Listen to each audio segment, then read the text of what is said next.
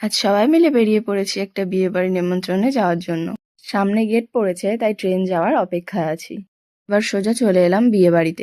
সেখানে আগে থেকেই উপস্থিত ছিল আমার ননদ নন্দায় আর ছোট্ট কেশব সোনা। সবার সাথে একটু গল্প গাছা করে কিছু ছবি তুলে চলে গেলাম স্টার্টার খেতে।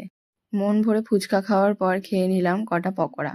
ব্রাইট এসে বসার পর কিছু ছবি তুলে নিয়ে চলে গেলাম খেতে। প্রথমে দিয়ে দিল রাধাবল্লভী ও চানা মটর।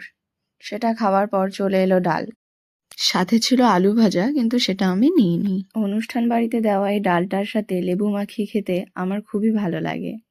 এরপরে চলে এলো মাছ। আমি নিয়ে নিয়েছিলাম একটা পেটির পিস। দিয়ে দিয়েছিল চিকেন, কিন্তু চিকেনটা আমি নিইনি, তাই আমি নিয়ে নিয়েছিলাম স্যালাড। শসার সাথে লেবু দিয়ে খেতে আমার খুব ভালো লাগে। এরপর দিয়ে দিয়েছিল টমেটোর চাটনি। চাটনিটা আমি খুবই পছন্দ করি আর তার সাথে ভাত মেখে খেতে আমার খুবই ভালো লাগে। চাটনি দেওয়া